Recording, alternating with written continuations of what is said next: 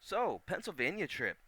It's fucking fantastic. The drive up was beautiful. I left at about 4 in the morning to make it to Pennsylvania from Massachusetts. And despite having to get up at 4 a.m., it wasn't bad. Like I already knew what I was in for before I had to get up, and it was really worth it. Not another single car on the road. I spent the majority of the drive on cruise control, and it like I couldn't have been happier.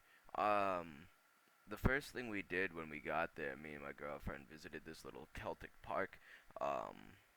As I'm recording this, I'm using a new software, so I have to. It's weird. I can't look at the recording that I'm making while and have that play in the background while I'm also using its audio recording software. So I just opened up my gallery on my phone to see if I can go through these all correctly. Let's see if I can get this right. Cause one of the first things I think I have in the list here should be a picture of a little tower that that was built in this park, and I thought that the tower was one of the coolest things. It had this sword in the structure, like just built into it. For some reason, there was like gems on it. I mean, this Celtic park wasn't very old. It was literally built in on a dude's property. Like he went and had these rocks purchased and placed. Most of them, at least. I think.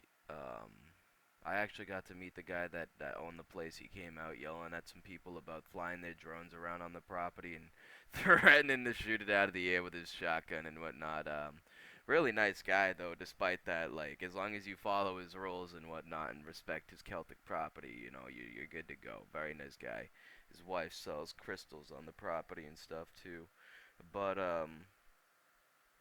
that tower had this bell in it too, and you could go inside the tower. I don't know why I'm calling it a tower, to be honest. It wasn't much of a tower, like it was maybe 30 feet tall, max. And didn't have a second floor, the roof wasn't enclosed, nothing like that. Next up, we've got Bees Head Rock here. I named it that for what I would say is a pretty obvious reason. It's got fucking wasps or something nest in it. Right up inside this hole here that somebody must have drilled through or or something. I don't really know how nature could possibly put a perfectly smooth circle through like I don't know 10 inches through solid stone. Pretty sure that's not how that works. Moving on from the Bees Head Rock, there's this circular doorway looking like a hobbit's front door without the wood door kind of thing going on here that we found in the woods. I went and I sat up on top of it for some pictures, but I didn't have those to upload. Um, I don't have the one of me sitting up on top right now. But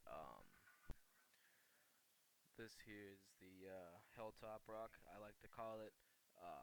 It's one of the highest elevated rocks in the entire park. It's also the tallest rock on top of that. And, I mean, there wasn't really anything special about it, but standing down next to it and just looking straight up at it, it's kind of cool. I mean, I'm short, so I'll stand looking up at a lot of stuff. But, even regardless to that, it was still just really neat. This one's funny. It looks like an oversized Wolverine or Freddy Krueger took his claws to this rock. It's notched up 3 lanes across, and I mean, it's hard to sit here and talk about rocks like they're the coolest things I've ever seen. I mean, they're just big stones. It's not a boulder. It's a rock. Like I don't know. There's nothing crazy cool, but they were nice to see. I wanted to climb on these ones. I mean, it was flat, perfect. I could have stood up on top of it and recreated the scene from Lion King when Simba was first born. But Unfortunately, and I don't have a picture of it, but literally right around the corner, if you walk around the rock, there's a sign that says "Do not climb," right at the easiest access height. I was like, oh man, total disappointment. But if not for the signs and the need for respect, I would have been climbing all over that.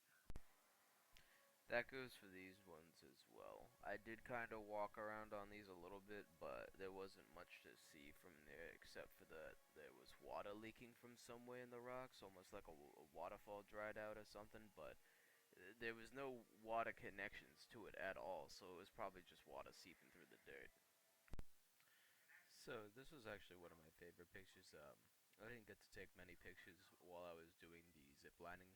I was zip lining, but from what videos and pictures I did get, this is one of my favorite, and these are some of my favorite clips as well.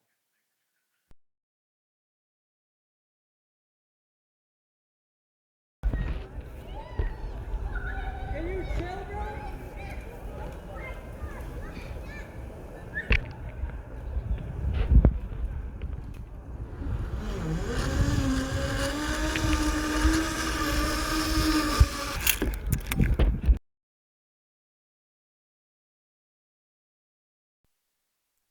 Yeah, so I'm mostly out of clips and pictures for this, and it's actually taken me much longer to get this video put together than I was hoping for it to. So instead of making this a whole 10-minute long video and all the hours of editing work that I was going to be forced to put into it, I'm just going to end this video here. Hope you guys liked the pictures, and I hope you like and subscribe.